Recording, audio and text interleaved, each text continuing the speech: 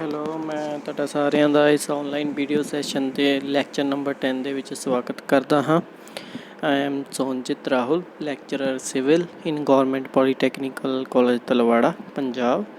This is the lecture number 10 of reinforced cement concrete design subject, which is a diploma level civil engineering subject in 5th semester। ਇਸ video ਦੇ ਵਿੱਚ ਆਪਾਂ chapter 3 ਨੂੰ ਹੀ continue ਕਰਾਂਗੇ। Chapter 3 the part 4, chapter name C sheer and development length. ਇਸ ਤੋਂ ਪਹਿਲਾਂ ਆਪਾਂ ਪੜ੍ਹਦੇ ਪਏ ਸੀਗੇ, ਅਗਰ nominal shear stress the value sheer strength of concrete ਤੋਂ ਘੱਟ ਵੀ ਆ ਤਾਂ ਐਜ਼ ਪਰ IS 456/2000 ਦੇ ਅਕੋਰਡਿੰਗ ਸ਼ੀਅਰ ਰੀਇਨਫੋਰਸਮੈਂਟ ਨੂੰ ਡਿਜ਼ਾਈਨ ਕਰਨ ਦੀ ਕੋਈ ਲੋੜ ਨਹੀਂ ਹੁੰਦੀ, but minimum sheer reinforcement in the farm of vertical ਸਟਿਰਪਸ provide ਕਰਨੀਆਂ ਪੈਂਦੀਆਂ। ਮਿਨੀਮਮ ਸ਼ੀਅਰ ਰੀਇਨਫੋਰਸਮੈਂਟ ਕਿਉਂ ਪ੍ਰੋਵਾਈਡ ਕਰਨੀ ਹੁੰਦੀ? ਕਿਉਂਕਿ ਰੀਇਨਫੋਰਸਮੈਂਟ ਨੂੰ ਹੋਲਡ ਕਰਕੇ ਰੱਖਦੀ ਹੈ, ਟੈਂਸਾਈਲ ਰੀਇਨਫੋਰਸਮੈਂਟ ਨੂੰ ਵੀ, ਕੰਪਰੈਸ਼ਨ ਰੀਇਨਫੋਰਸਮੈਂਟ ਨੂੰ। ਜਿਹੜੀ ਕੰਪਰੈਸਿਵ ਵਾਲੀ ਕੰਪਰੈਸ਼ਨ ਜ਼ੋਨ ਦੇ ਵਿੱਚ ਸਟੀਲਸ ਹੁੰਦੀ, ਉਹ ਇਸ ਨੂੰ ਜ਼ਿਆਦਾ ਇਹਦੇ ਨਾਲ ਇਫੈਕਟਿਵਲੀ ਰੋਲ ਪਲੇ ਕਰਦੀ ਹੈ। ਜਦੋਂ ਆਪਾਂ ਕੰਕਰੀਟ ਪਲੇਸ ਕਰਦੇ ਹਾਂ, ਲੌਂਗੀਟਿਊਡਨਲ ਬਾਰਸ ਆਪਣੀ ਜਗ੍ਹਾ ਤੋਂ ਹਿੱਲਣ ਨਾ, ਉਹ ਆਪਣੀ ਜਗ੍ਹਾ 'ਤੇ ਪਲੇਸ ਰਹਿਣ, ਉਹ ਪਲੇਸ ਹੋਣ ਦੇ ਵਿੱਚ ਹੈਲਪ ਕਰਦੀ ਹੈ, ਉਹਨਾਂ ਨੂੰ ਫੜ ਕੇ ਰੱਖਦੀ ਹੈ, ਬੰਨ੍ਹ ਕੇ ਰੱਖਦੀ ਹੈ। ਬ੍ਰਿਟਲ ਸ਼ੀਅਰ ਫੇਲੀਅਰ ਨਾ ਹੋਵੇ, ਅਗਰ ਸ਼ੀਅਰ ਰੀਇਨਫੋਰਸਮੈਂਟ ਆਪਾਂ ਨਾ ਪ੍ਰੋਵਾਈਡ ਕੀਤੀ ਹੋਵੇ, ਸ਼ੀਅਰ ਰੀਇਨਫੋਰਸਮੈਂਟ ਦੀ ਵਜ੍ਹਾ ਲੈਕ ਹੋਣ ਦੀ ਵਜ੍ਹਾ ਕਰਕੇ ਬ੍ਰਿਟਲ ਸ਼ੀਅਰ ਫੇਲੀਅਰ ਹੁੰਦਾ, ਉਹ ਨਾ ਹੋਵੇ, ਉਹਦੇ ਤੋਂ ਵੀ ਇਹ ਬਚਾਉਂਦੀ ਹੈ। ਅਗਰ ਸਟੀਲ ਐਂਡ ਕੰਕਰੀਟ ਦੇ ਵਿੱਚ ਕਿਸੇ ਤਰੀਕੇ ਦੇ ਨਾਲ ਬੌਂਡ ਡਿਸਟਰਬ ਹੋ ਜਾਂਦਾ ਤਾਂ ਸ਼ੀਅਰ ਰੀਇਨਫੋਰਸਮੈਂਟ ਸਡਨ ਫੇਲੀਅਰ ਹੋਣ ਤੋਂ ਬਚਾਉਂਦੀ ਹੈ। ਇਸ ਤੋਂ ਇਲਾਵਾ ਜਿਹੜੇ ਟੈਂਸ਼ਨ, ਸ਼ਰਿੰਕੇਜ ਜਾਂ ਥਰਮਲ ਸਟ੍ਰੈਸਿਸ ਕਰਕੇ ਕਰੈਕਸ ਆਉਣ ਦੇ ਚਾਂਸਿਸ ਉਹਨਾਂ ਨੂੰ ਵੀ ਰਿਡਿਊਸ ਕਰਦੀ ਹੈ। ਕੰਕਰੀਟ ਨੂੰ ਕਨਫਾਈਨ ਕਰਕੇ ਰੱਖਦੀ ਹੈ, ਜਿਹਦੇ ਕਰਕੇ ਸਟਰੈਂਥ ਇਨਕਰੀਜ਼ ਹੁੰਦੀ ਹੈ। ਨੈਕਸਟ ਆਪਾਂ ਡਿਜ਼ਾਈਨ ਸਟੈਪਸ ਪੜ੍ਹਾਂਗੇ। ਸ਼ੀਅਰ ਰੀਇਨਫੋਰਸਮੈਂਟ ਦਾ ਡਿਜ਼ਾਈਨ, ਉਹਦੇ ਵਿੱਚ ਕੁਛ ਡਿਜ਼ਾਈਨ ਸਟੈਪਸ ਆ ਦੋਨੋਂ ਮੈਥਡਸ ਦੇ ਨਾਲ ਮੈਂ ਦੱਸੇ ਹੋਏ, ਤੁਸੀਂ ਕਿਸੇ ਵੀ ਮੈਥਡ ਦੇ ਨਾਲ ਟਰਾਈ ਕਰ ਸਕਦੇ ਹੋ, ਜਿਹੜਾ ਵੀ ਤੁਹਾਨੂੰ ਚੰਗਾ ਲੱਗੇ। WSM stands for working stress method, LSM stands for limit state method। This is the step 1, calculate the shear force at the critical section। Critical section ਕਿੱਥੇ ਕਿੱਥੇ ਹੁੰਦਾ, ਉਹ ਆਪਾਂ ਲਾਸਟ ਲੈਕਚਰ ਦੇ ਵਿੱਚ ਪੜ੍ਹ ਚੁੱਕੇ ਹਾਂ। ਅਤੇ ਸ਼ੀਅਰ ਫੋਰਸ ਕਿੱਦਾਂ ਕੈਲਕੂਲੇਟ ਕਰੀ ਦੀ ਹੈ, ਬੈਂਡਿੰਗ ਮੂਵਮੈਂਟ ਕਿੱਦਾਂ ਕੈਲਕੂਲੇਟ ਕਰੀ ਦੇ, ਇਹ ਤੁਸੀਂ ਸਟਰਕਚਰ ਮਕੈਨਿਕਸ ਦੇ ਵਿੱਚ ਆਲਰੇਡੀ ਪੜ੍ਹ ਚੁੱਕੇ ਹੋ। ਨੈਕਸਟ ਸਟੈਪ ਹੈ calculate the nominal shear stress in case of working stress method. Working stress method ਦੇ ਵਿੱਚ ਨੋਮੀਨਲ ਸ਼ੀਅਰ ਸਟ੍ਰੈਸ ਆਪਾਂ ਪਹਿਲਾਂ ਕੈਲਕੂਲੇਟ ਕਰਾਂਗੇ after calculating the shear force. Tau V the nominal shear stress, tau V is equal to V/VD, V the shear force at the critical section, small v the width of the beam section, small d effective depth. Effective depth ਕਿੱਦਾਂ calculate ਕਰੀ ਦੀ ਆਪਾਂ already ਪੜ੍ਹ ਚੁੱਕੇ ਹਾਂ, total depth minus effective cover. Effective cover ਕੀ ਹੁੰਦਾ? ਨੀਚੇ ਵਾਲੇ ਐਜ ਤੋਂ ਲੈ ਕੇ centre of the tensile reinforcement ਤੱਕ ਦਾ distance.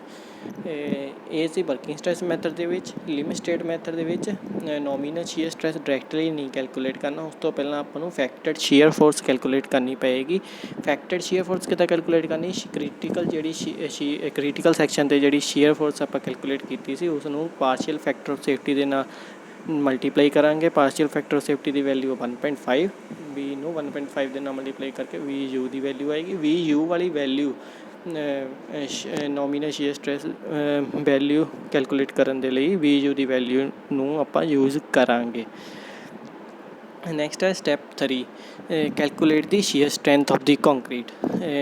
This is for working stress method, this is for limit state method.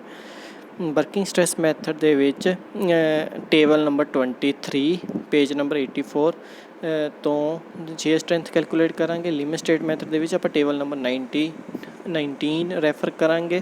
ਟਾਓ ਸੀ ਜਿਹੜਾ ਦੋ ਫੈਕਟਰਸ ਦੇ ਉੱਪਰ ਡਿਪੈਂਡ ਹੈ, ਇੱਕ ਪਰਸੈਂਟੇਜ ਆਫ ਸਟੀਲ, ਇੱਕ grade of concrete. Percentage of steel ਮਤਲਬ 100 × AST/BD। AST ਕੀ ਹੈ? Area of tensile reinforcement. B ਦਾ width of the section, small d ਦਾ effective depth of the section. ਇਸੇ ਤਰ੍ਹਾਂ ਦੋਨੋਂ ਕੇਸਿਸ ਦੇ ਵਿੱਚ ਵਰਕਿੰਗ ਸਟ੍ਰੈਸ ਮੈਥਡ ਦੇ ਵਿੱਚ ਅਲੱਗ ਟੇਬਲ ਰੈਫਰ ਕਰਾਂਗੇ, ਲਿਮਿਟ ਸਟੇਟ ਮੈਥਡ ਦੇ ਵਿੱਚ ਅਲੱਗ ਟੇਬਲ ਨੰਬਰ ਰੈਫਰ ਕਰਾਂਗੇ। ਨੈਕਸਟ ਹੈ step 4 calculate the value of maximum sheer strength of concrete. ਮੈਂ ਵਰਕਿੰਗ ਸਟ੍ਰੈਸ ਮੈਥਡ ਦੇ ਵਿੱਚ ਟੇਬਲ ਨੰਬਰ 24 ਰੈਫਰ ਕਰਾਂਗੇ। ਲਿਮਿਟ ਸਟੇਟ ਮੈਥਡ ਦੇ ਵਿੱਚ ਟੇਬਲ ਨੰਬਰ 20 ਰੈਫਰ ਕਰਾਂਗੇ। ਇਹੀ ਫਰਕ ਆ। ਟਾਓ ਸੀ ਮੈਕਸ ਡਿਪੈਂਡ ਕਰੇਗੀ ਗ੍ਰੇਡ ਆਫ ਕੰਕਰੀਟ। ਸਟੈਪ 5 ਹੈ ਨੈਕਸਟ, ਅਗਰ ਟਾਓ ਵੀ ਦੀ ਵੈਲਿਊ ਟਾਓ ਸੀ ਨਾਲੋਂ ਘੱਟ ਆ ਤਾਂ ਸ਼ੀਅਰ ਰੀਇਨਫੋਰਸਮੈਂਟ ਨੂੰ ਡਿਜ਼ਾਈਨ ਕਰਨ ਦੀ ਜ਼ਰੂਰਤ ਨਹੀਂ ਹੁੰਦੀ, ਬਟ ਮਿਨੀਮਮ ਸ਼ੀਅਰ ਰੀਇਨਫੋਰਸਮੈਂਟ ਆਪਾਂ ਨੂੰ ਪ੍ਰੋਵਾਈਡ ਕਰਨੀ ਪਵੇਗੀ। ਉਹ ਕਿੰਨੀ ਪ੍ਰੋਵਾਈਡ ਕਰਨੀ ਪਵੇਗੀ, ਉਹ ਫਾਰਮੂਲਾ ਦਿੱਤਾ ਹੋਇਆ as per clause number 26.5.1 which is the same in both working stress method and limit state method. ASB is the area of stirrups, legs effective in shear, small b is the width of the beam, SB is the center to center spacing of stirrups along the length of the beam, FY is the characteristic strength of the stirrup reinforcement which shall not be greater than 415 Newton per mm square. ਇਹ ਤਾਂ ਸੀ ਅਗਰ ਟਾਓ V ਦੀ value ਟਾਓ ਸੀ ਨਾਲੋਂ ਘੱਟ ਆ, sheer reinforcement ਨੂੰ design ਕਰਨ ਦੀ ਕੋਈ ਲੋੜ ਨਹੀਂ ਹੁੰਦੀ, ਬਟ ਮਿਨੀਮਮ ਸ਼ੀਅਰ ਰੀਇਨਫੋਰਸਮੈਂਟ ਆਪਾਂ ਪ੍ਰੋਵਾਈਡ ਕਰ ਦਿੰਦੇ ਹਾਂ। ਸੈਕਿੰਡ ਆਪਸ਼ਨ ਹੈ ਅਗਰ ਟਾਓ ਵੀ ਦੀ ਵੈਲਿਊ ਟਾਓ ਸੀ ਨਾਲੋਂ ਜ਼ਿਆਦਾ ਬਟ ਟਾਓ ਸੀ ਮੈਕਸੀਮਮ ਨਾਲੋਂ ਘੱਟ ਆ, ਫਿਰ ਆਪਾਂ ਨੂੰ ਸ਼ੀਅਰ ਰੀਇਨਫੋਰਸਮੈਂਟ ਡਿਜ਼ਾਈਨ ਕਰਨ ਦੀ ਲੋੜ ਹੁੰਦੀ। ਇੱਕ ਹੋਰ ਕੰਡੀਸ਼ਨ ਹੁੰਦੀ ਹੈ ਅਗਰ ਟਾਓ ਵੀ ਦੀ ਵੈਲਿਊ ਟਾਓ ਸੀ ਨਾਲੋਂ ਵੀ ਜ਼ਿਆਦਾ, ਟਾਓ ਵੀ ਦੀ ਵੈਲਿਊ ਟਾਓ ਸੀ ਮੈਕਸ ਨਾਲੋਂ ਵੀ ਜ਼ਿਆਦਾ, ਫਿਰ ਆਪਾਂ ਨੂੰ ਰੀਡਿਜ਼ਾਈਨ ਕਰਨਾ ਪੈਂਦਾ, ਇਹਦਾ ਕ੍ਰੋਸ ਸੈਕਸ਼ਨ ਚੇਂਜ ਕਰਨਾ ਪੈਂਦਾ ਬੀਮ ਦਾ। ਇਸ ਬੀਮ ਦੇ ਲਈ ਆਪਾਂ ਸ਼ੀਅਰ ਰੀਇਨਫੋਰਸਮੈਂਟ ਡਿਜ਼ਾਈਨ ਨਹੀਂ ਕਰ ਸਕਦੇ, ਫਿਰ ਉਹਦੇ ਲਈ ਪੂਰਾ ਡਿਜ਼ਾਈਨ ਦੁਬਾਰਾ ਤੋਂ ਕਰਨਾ ਪੈਂਦਾ ਹੈ।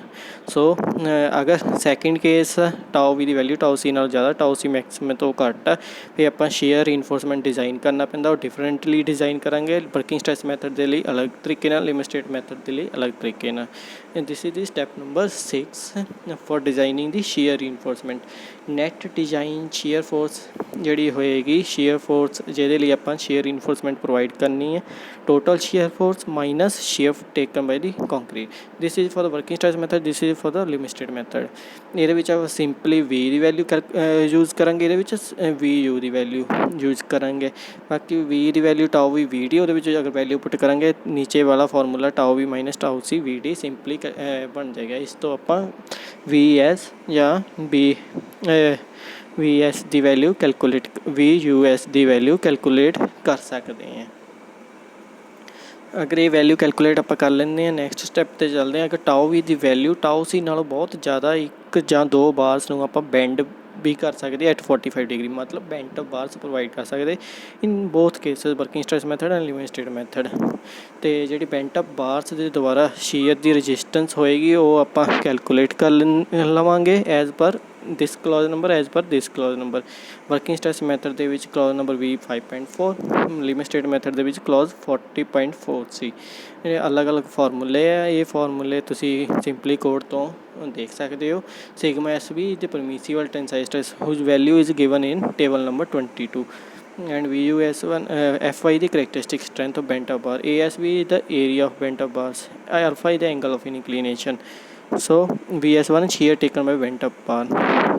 ਇਸ ਤਰ੍ਹਾਂ ਆਪਾਂ ਜਿਹੜੀ ਬੈਂਟ ਅਪ ਬਾਰਸ ਦੁਆਰਾ ਸ਼ੀਅਰ ਰਜਿਸਟੈਂਸ ਮਿਲੇਗੀ ਉਹ ਵਾਲੀ ਵੈਲਿਊ ਆਪਾਂ ਕੈਲਕੂਲੇਟ ਕਰ ਲਵਾਂਗੇ। ਇਹਦੇ ਵਿੱਚ ਇੱਕ ਨੋਟ ਲਿਖਿਆ ਹੋਇਆ, ਮੈਕਸੀਮਮ ਸ਼ੀਅਰ ਜਿਹੜੀ ਰਜਿਸਟ ਕਰਨੀ ਬੈਂਟ ਅਪ ਬਾਰਸ ਨੇ ਉਹ BS2/2 ਜਾਂ VUS/2 ਦੀ ਵੈਲਿਊ ਤੋਂ ਜ਼ਿਆਦਾ ਨਹੀਂ ਹੋਣੀ ਚਾਹੀਦੀ। ਅਗਰ ਬੈਂਟ ਅਪ ਬਾਰਸ ਪ੍ਰੋਵਾਈਡ ਨਹੀਂ ਕੀਤਾ ਤਾਂ ਆਪਾਂ ਡਾਇਰੈਕਟਲੀ ਸਟੈਪ ਨੰਬਰ 8 'ਤੇ ਜਾ ਸਕਦੇ। ਅਗਰ ਬੈਂਟ ਅਪ ਬਾਰਸ ਪ੍ਰੋਵਾਈਡ ਕਰਨੀ ਹੈ ਫਿਰ ਸਟੈਪ ਨੰਬਰ 7 ਫੋਲੋ ਕਰਨਾ, otherwise directly we can go to the step number 8। Step number 8 ਦੇ ਵਿੱਚ ਲਿਖਿਆ ਹੋਇਆ ਸ਼ੀਅਰ ਸਟੀਰਅਪਸ ਦੇ ਲਈ ਅਗਰ ਡਾਇਆਮੀਟਰ ਆਪਾਂ ਯੂਜ਼ ਕਰਨਾ 6 mm 8 mm 10 mm ਕੁਝ ਵੀ ਡਾਇਆਮੀਟਰ ਯੂਜ਼ ਕਰ ਸਕਦੇ, ਕਿਉਂਕਿ ਇਹਦੇ ਨਾਲ ਸਟੀਰਅਪਸ ਬਣਾਉਣੀਆਂ ਬਹੁਤ ਆਸਾਨ ਹੁੰਦੀਆਂ, ਇਹਨਾਂ ਨੂੰ ਬੈਂਡ ਕਰਨਾ ਬਹੁਤ ਆਸਾਨੀ ਨਾਲ ਕੀਤਾ ਜਾ ਸਕਦਾ। ਅਦਰਵਾਈਜ਼ 12 mm ਜਾਂ 16 mm ਵੀ ਪ੍ਰੋਵਾਈਡ ਕੀਤੀ ਜਾ ਸਕਦੀ, ਬਟ ਅਗਰ ਬਹੁਤ ਹੀ ਜ਼ਿਆਦਾ ਸ਼ੀਅਰ ਹੋਵੇ, ਸ਼ੀਅਰ ਫੋਰਸ ਜ਼ਿਆਦਾ ਹੋਵੇ, ਉਹਨਾਂ ਨੂੰ ਬੈਂਡ ਕਰਨਾ ਆਸਾਨ ਨਹੀਂ ਹੁੰਦਾ। ਇਸ ਕਰਕੇ ਆਪਾਂ 6 mm 10 mm ਜਾਂ 8 mm ਵਾਲੀਆਂ ਡਾਇਆਮੀਟਰ ਯੂਜ਼ ਕਰਦੇ ਹਾਂ। ਅਗਰ ਬੈਂਟ ਅਪ ਬਾਰਸ ਪ੍ਰੋਵਾਈਡ ਕੀਤੀਆਂ ਫਿਰ ਜਿਹੜਾ ਸਪੇਸਿੰਗ ਦਾ ਫਾਰਮੂਲਾ ਜਿਹੜੀ ਸ਼ੀਅਰ ਫੋਰਸ ਹੋਏਗੀ VS minus shear taken by bent up bar, ਜਿੱਦਾਂ ਪ੍ਰੀਵੀਅਸ ਸਟੈਪ ਦੇ ਵਿੱਚ ਆਪਾਂ ਦੇਖਿਆ ਹੀ ਹੈ। ਤੇ ਜਿਹੜੀ ਸਪੇਸਿੰਗ ਹੈ ਉਹ ਇਸ ਫਾਰਮੂਲੇਜ਼ ਤੋਂ ਆਪਾਂ ਕੈਲਕੂਲੇਟ ਕਰ ਸਕਦੇ ਹਾਂ। Limit state method, this is for working stress method, this is for limit state method. Working stress method ਦੇ ਵਿੱਚ ਸਿਗਮਾ ਐਸ ਵੀ ਦੀ ਵੈਲਿਊ ਯੂਜ਼ ਕਰਨੀ, ਇਹਦੇ ਵਿੱਚ ਲਿਮਿਟ ਸਟੇਟ ਮੈਥਡ ਦੇ ਵਿੱਚ 0.87 FY ਦੀ ਵੈਲਿਊ ਯੂਜ਼ ਕਰਾਂਗੇ। ਇਹ ਸਿਗਮਾ ਐਸ ਵੀ ਦੀ ਵੈਲਿਊ ਟੇਬਲ ਨੰਬਰ 22 ਤੋਂ ਮਿਲ ਜਾਏਗੀ।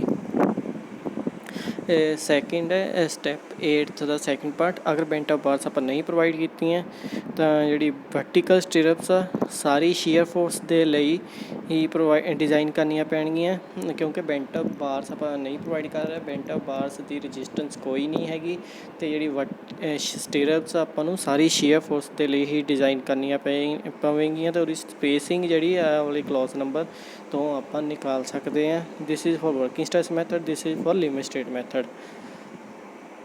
ਵਰਕਿੰਗ ਸਟ੍ਰੈਸ ਮੈਥਡ ਦੇ ਵਿੱਚ ਸਿਗਮਾ ਐਸ ਵੀ ਇਹਦੇ ਵਿੱਚ 0.87 FY ਇਹਦੀ ਵੈਲਿਊ ਲਿਮਿਟ ਸਟੇਟ ਮੈਥਡ ਦੇ ਵਿੱਚ। ਸੋ ਇਸ ਇਹ ਵਾਲੇ ਫਾਰਮੂਲੇ ਆਪਾਂ ਪਹਿਲਾਂ ਵੀ ਦੇਖੇ, ਐਸ ਵੀ ਕੀ ਹੁੰਦਾ, FY ਕੀ ਹੁੰਦਾ, BS ਕੀ ਹੁੰਦਾ। ਸੋ ਤੁਹਾਨੂੰ ਇਹ ਯਾਦ ਰੱਖਣਾ। This is the step number 9। ਜਦੋਂ ਆਪਾਂ ਸਪੇਸਿੰਗ ਕੱਢ ਲਵਾਂਗੇ, ਸਪੇਸਿੰਗ ਦੇ ਲਈ ਵੀ ਕੁਛ ਚੈੱਕਸ ਹੁੰਦੇ ਆ ਵੀ ਸਪੇਸਿੰਗ ਇੱਕ ਪਰਟੀਕੂਲਰ ਸਪੇਸਿੰਗ ਦੇ ਲਈ ਵੀ ਮੈਕਸੀਮਮ ਪਰਮਿਸਿਬਲ ਲਿਮਿਟ ਹੁੰਦੀ ਵੀ ਇਸ ਤੋਂ ਜ਼ਿਆਦਾ ਸਪੇਸਿੰਗ ਐਕਸੀਡ ਨਹੀਂ ਕਰਨੀ ਚਾਹੀਦੀ। ਉਹ ਕਲੌਜ਼ ਨੰਬਰ 26.5.1.5 ਦੇ ਅਕੋਰਡਿੰਗ ਹੈ। ਇਹ ਜਿਹੜਾ ਸਟੈਪ ਆ ਐਪਲੀਕੇਬਲ ਦੋਨਾਂ 'ਤੇ ਆ, ਵਰਕਿੰਗ ਸਟ੍ਰੈਸ ਮੈਥਡ 'ਤੇ ਵੀ ਲਿਮਿਟ ਸਟੇਟ ਮੈਥਡ 'ਤੇ ਵੀ। ਸਪੇਸਿੰਗ ਕਿੰਨੀ ਜ਼ਿਆਦਾ ਐਕਸੀਡ ਨਹੀਂ ਕਰਨੀ ਚਾਹੀਦੀ, 0.75 ਟਾਈਮਸ ਦੀ ਇਫੈਕਟਿਵ ਡੈਥ, ਮਤਲਬ 0.75 ਇੰਟੂ ਸਮਾਲ ਡੀ ਜਾਂ 300 mm, ਜਾਂ ਸਪੇਸਿੰਗ ਜਿਹੜੀ ਆਪਾਂ ਕੱਢੀ ਸੀ ਮਿਨੀਮਮ ਸ਼ੇਅਰ ਰੀਇਨਫੋਰਸਮੈਂਟ ਵਾਲੇ ਫਾਰਮੂਲੇ। ਇਹਨਾਂ ਤਿੰਨਾਂ ਵਿੱਚ ਜਿਹੜੀ ਵੈਲਿਊ ਘੱਟ ਹੋਏਗੀ ਉਸ ਤੋਂ ਜ਼ਿਆਦਾ ਨਹੀਂ ਹੋਣੀ ਚਾਹੀਦੀ ਆਪਣੀ ਸਪੇਸਿੰਗ, ਜਿਹੜੀ ਆਪਾਂ ਸਟੈਪ ਨੰਬਰ 8 ਤੋਂ ਫਾਈਂਡ ਕੀਤੀ। ਉਹ ਵਾਲੀ ਵੈਲਿਊ ਇਹਨਾਂ ਤਿੰਨਾਂ ਦੀ ਵੈਲਿਊ ਜਿਹੜੀ ਸਭ ਤੋਂ ਘੱਟ ਹੋਏਗੀ ਉਸ ਤੋਂ ਵੈਲਿਊ ਤੋਂ ਐਕਸੀਡ ਨਹੀਂ ਕਰਨੀ ਚਾਹੀਦੀ। ਜਿਹੜੀ ਆਪਾਂ ਸਟੈਪ ਨੰਬਰ 8 ਦੇ ਵਿੱਚ ਵੈਲਿਊ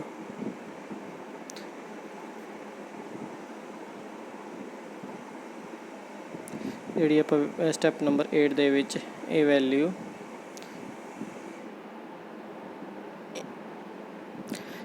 ਆਪਾਂ ਸਟੈਪ ਨੰਬਰ 8 ਇਹ ਵਾਲੀ ਵੈਲਿਊ ਜਿਹੜੀ ਆਪਾਂ ਸਪੇਸਿੰਗ ਦੀ ਕੱਢੀ ਸੀਗੀ ਜਾਂ ਇਹ ਵਾਲੀ ਕੱਢੀ ਸੀ ਸਟੈਪ ਨੰਬਰ 8B ਦੇ ਵਿੱਚ, ਇਹ ਵੈਲਿਊ ਇਹਨਾਂ ਤਿੰਨਾਂ ਵੈਲਿਊਜ਼ ਤੋਂ ਜਿਹੜੀ ਸਭ ਤੋਂ ਘੱਟ ਵੈਲਿਊਜ਼ ਹੋਏਗੀ ਉਸ ਤੋਂ ਘੱਟ ਹੀ ਹੋਣੀ ਚਾਹੀਦੀ, ਐਕਸੀਡ ਨਹੀਂ ਕਰਨੀ ਚਾਹੀਦੀ। ਸੋ ਇਹ ਚੈੱਕ ਜ਼ਰੂਰ ਅਪਲਾਈ ਕਰਨਾ। ਨੈਕਸਟ ਹੈ ਬੌਂਡ। ਜਿਹੜਾ ਸੀਮੈਂਟ, ਕੰਕਰੀਟ ਐਂਡ ਸਟੀਲ ਦੇ ਵਿੱਚ ਬੌਂਡ ਹੁੰਦਾ ਉਹਨੂੰ ਆਪਾਂ ਸਿੰਪਲੀ ਬੌਂਡ ਕਹਿ ਦਿੰਦੇ ਆ।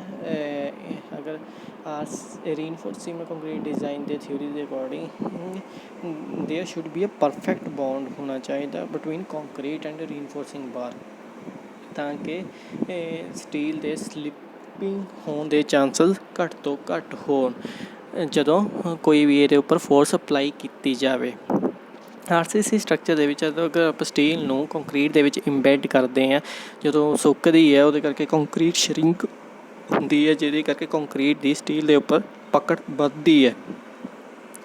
ਇਸ ਬੌਂਡ ਦੇ ਬਗੈਰ ਰੀਇਨਫੋਰਸਮੈਂਟ ਦੀ ਕੋਈ ਵੈਲਿਊ ਨਹੀਂ। ਅਗਰ ਬੌਂਡ ਹੀ ਪ੍ਰੋਪਰ ਨਹੀਂ ਹੋਏਗਾ ਸੀਮੈਂਟ ਕੰਕਰੀਟ ਅਤੇ ਸਟੀਲ ਦੇ ਵਿੱਚ, ਕੋਈ ਵੀ ਸਟਰੈਸਿਸ ਸਟੀਲ ਤੋਂ ਕੰਕਰੀਟ ਜਾਂ ਕੰਕਰੀਟ ਤੋਂ ਸਟੀਲ ਦੇ ਵਿੱਚ ਟਰਾਂਸਫਰ ਨਹੀਂ ਹੋ ਸਕਣਗੀਆਂ। ਇਸ ਕਰਕੇ ਜਿਹੜਾ bond cement concrete and steel ਦੇ ਵਿੱਚ ਸ਼ੁੱਡ ਬੀ ਪ੍ਰੋਪਰ। ਨੈਕਸਟ ਹੈ ਬੌਂਡ ਸਟਰੈਸ। ਬੌਂਡ ਸਟਰੈਸ ਜਿਹੜੀ ਹੈ ਉਹ ਇੰਟੈਂਸਿਟੀ ਹੈ ਜਿਹੜੀ ਵੀ ਐਡਹੈਰੈਂਸ force the between at the interface of the steel and concrete. Steel ਅਤੇ ਕੰਕਰੀਟ ਦੇ ਇੰਟਰਫੇਸ ਦੇ ਉੱਪਰ ਜਿਹੜੀ ਐਡਹੈਰੈਂਸ ਫੋਰਸ ਲੱਗਦੀ ਪਈ ਉਹਦੀ ਜਿਹੜੀ ਇੰਟੈਂਸਿਟੀ ਹੈ ਉਹਨੂੰ ਆਪਾਂ ਕਹਿ ਦਿੰਦੇ ਬੌਂਡ ਸਟਰੈਸ। ਬੌਂਡ ਸਟਰੈਸ ਨੂੰ ਕਈ ਵਾਰ ਆਪਾਂ ਇੰਟਰਫੇਸ਼ੀਅਲ ਸ਼ੀਅਰ ਸਟਰੈਸ ਵੀ ਕਹਿ ਦਿੰਦੇ ਹਾਂ। ਬੌਂਡ ਸਟਰੈਸ ਵਾਲੀ ਸ਼ੀਅਰ ਸਟਰੈਸ ਹੈ ਜਿਹੜੀ ਕਿ ਰੀਇਨਫੋਰਸਿੰਗ ਬਾਰ ਦੇ parallelly at the interface of the bar and concrete ਦੇ ਉੱਪਰ ਅਪਲਾਈ ਹੁੰਦੀ ਹੈ। ਬੌਂਡ ਜਿਹੜਾ ਸਟੀਲ ਅਤੇ ਕੰਕਰੀਟ ਦੇ ਵਿੱਚ ਉਹਨੂੰ ਕਿੱਦਾਂ ਇਨਕਰੀਜ਼ ਕੀਤਾ ਜਾ ਸਕਦਾ, ਕਿੱਦਾਂ ਉਸਨੂੰ ਇੰਪਰੂਵ ਕੀਤਾ ਜਾ ਸਕਦਾ। ਅਗਰ ਰਿਚ ਕੰਕਰੀਟ ਮਿਕਸ ਯੂਜ਼ ਕਰਾਂਗੇ, ਰਿਚ ਸੀਮੈਂਟ ਯੂਜ਼ ਕਰਾਂਗੇ, ਮਤਲਬ ਸੀਮੈਂਟ ਕੰਟੈਂਟ ਇਹ ਜ਼ਿਆਦਾ ਹੋਏਗਾ ਤਾਂ ਬੌਂਡ ਵੀ ਆਪਣਾ ਬੈਟਰ ਹੋਏਗਾ। ਅਗਰ ਆਪਾਂ ਡਿਫੋਰਮਡ ਬਾਰਸ ਯੂਜ਼ ਕਰਾਂਗੇ ਤਾਂ ਵੀ ਸਟੀਲ ਕੰਕਰੀਟ ਦੇ ਵਿੱਚ ਜਿਹੜਾ ਬੌਂਡ ਹੋਏਗਾ ਇੰਪਰੂਵ ਹੋਏਗਾ। Third step by providing sufficient length of embedment. Fourth is by properly compacting the concrete. Fifth is by providing sufficient cover to the reinforcement. Third है mechanism of the bond resistance.